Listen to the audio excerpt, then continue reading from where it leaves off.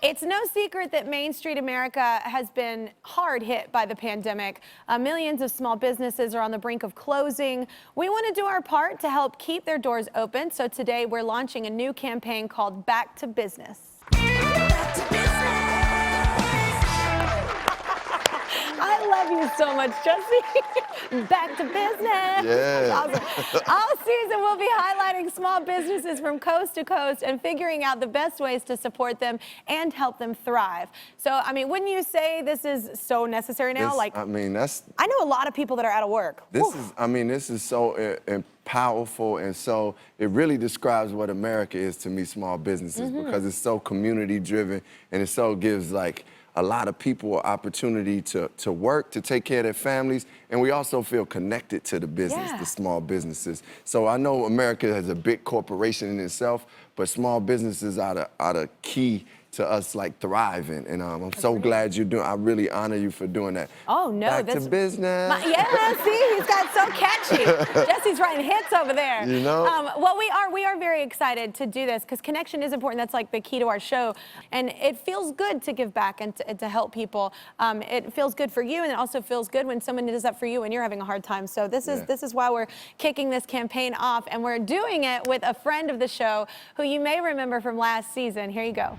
This wonderful man gave all of his employees raises. Now they're each guaranteed to make at least $70,000 a year. And that's not all. He actually cut his own $1.1 million salary to match his employees' pay. Nobody does that. Nobody does that. What? Right? To see it firsthand, to see somebody that is unquestionably deserving of a living wage, deserving of being able to have health, a balanced lifestyle, and enough resources to be able to just live a good, normal life. You know, she's somebody who inspired me because I saw she wasn't being provided that when she unquestionably deserves to have it. Wow, I'll work for you. Well, since that taping, Dan's business was tested like never before. The pandemic nearly wiped him out. But a funny thing happened. Dan's investment in his employees not only saved his company in Seattle, it had a ripple effect, helping save businesses across this whole country, which in turn helped other businesses that helped other businesses, and so on and so forth. The best domino effect ever. Here to share this incredible story is Gravity Payments CEO Dan Price, y'all. All right, what's up, man? How you doing? It's great to see you. I'm doing all right. It's great to see you with my one eye, Dan. Well, we'll get to how you've helped so many other businesses, but first, when I last saw you, your company was doing amazing. So explain what your business does and what happened this year. Yeah, so basically we're a credit card processing company and point of sale company. And the way I got the idea for the business was, you know, small businesses have so many stresses that they face, trying to make payroll and paying so much just to get paid on a credit card, overpaying, that didn't make sense. And not like having to figure out how to like do all the different like techie stuff. So we said, we're gonna make sure to take stress away from small businesses by figuring all that out for them, giving them all the apps that they need to accept credit cards, to accept any type of payment. And so the business was going super well. I was super excited. And then the pandemic hit and we were devastated. Our business evaporated. We lost 56% of our business. And we had 3 months to survive. So what did you tell your employees when all of this was happening? Well, you know, I was thinking like, wow, maybe this whole idea that I came up with doesn't work, right? I've had tons of critics who like, this isn't going to work, you're going to fail. And I'm thinking, wow, maybe they're right. And I was really honest with my employees. You know, I told them that we had 3 months to survive and we were going to be out of business. But the crazy thing was the employees came up with an idea that was really wild, that blew me away. I'd never heard of anything like it before. And it was actually Jose who was on your show. And as you know, I just have the best employees because you met two of them, Rosita and Jose.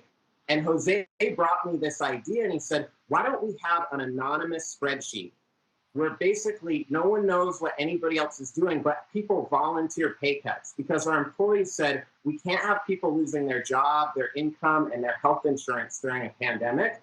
And so Jose came to me with this idea and said, why don't we see if we can all, you know, we won't know, like I won't know what anyone else does, so there's no pressure. And we'll figure out, like, can we add up enough? Can we raise enough money to save the company? I mean, did you think that it would actually work? I thought there was no chance, and I got it back, and it blew me away. I was crying. I bawled my eyes out when I saw it because our employees, on average, volunteered 30% pay cuts on average.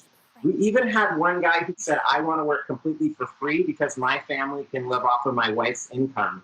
And we had just everybody, but even some people wrote that could only give a 5% pay cut. They wrote that it was everything, absolutely every penny they could do because maybe their partner had just lost their job or they had just signed up for a mortgage or whatnot. And so whether it was 5%, 30%, or 100%, we had 98% of the employees. And I think it just goes to show you that in the same way the pandemic and the bad economy can spread, generosity, charity, like trying to do good for other people, businesses, like this can spread too. And we can be that change and spread it. And we can solve a lot of the problems we're facing right now all over the country. Yeah. If you think outside of yourself. Yes, continue to do that. So, Dan, earlier we said this had a ripple effect. So what happened next? It wasn't just your company. Yeah, because our whole purpose of being in business is to stick up for the little guy, small business owner that has all this stress. And so we said we can have more of a difference right now during the next 16 months, during when the time we're overcoming the pandemic and trying to get these businesses back open and back profitable. We can make a bigger difference during the next 16 months than we can in our entire 16-year history of the company combined. So even though it's scary, we got to go for it. And our employees started working basically around the clock, trying to get all these small business owners open. And it was like a situation where they're getting them all these like pay by phone apps, pay from the car apps. We came up with this app where coffee shops can actually like do order ahead the same way the big companies out there can, your mom and pop businesses can. And also, our employees stepped up and helped all these businesses get ready and apply for PPP loans so they could keep their business viable that way. But what I really want to emphasize that I saw was it was our employees going above and beyond and doing things that they're really not even supposed to do, whatever it took just to get these American Main Street community small businesses reopened. Let's meet some of those business owners right now. Please welcome Sammy in Seattle and Janice in Illinois. How y'all doing, ladies? I want to ask you, Sammy, I'll start with you. Tell us about your business and what you faced this year. Yeah, so I own a small cafe called the Fat Hen in Seattle, Washington with my partner, Cody. And we're teeny tiny, intimate little space. But, when COVID hit, immediately, of course, we closed our doors. And my partner and I decided we were going to sell off all of our food and items and donate those proceeds to our amazing staff. And we just didn't know what was going to happen, Yeah, wow. Well, Janice, how about you? Yeah, so I own Adore Bridal. It is a bridal store in Morton, Illinois. I started it 9 years ago. Actually, today is our 9-year birthday of Adore. But the thing is that really what we do is, every bride is different, right? And every dress is different. And it's all about finding how they fit together, the personality of the bride, the dress, and just how it all comes together in one beautiful puzzle piece. We're not just a place that you're just going to come shopping, but it's really about putting that puzzle together. And it's an awesome feeling, and we love what we do. And then COVID happened. And you get that notice that you're closed.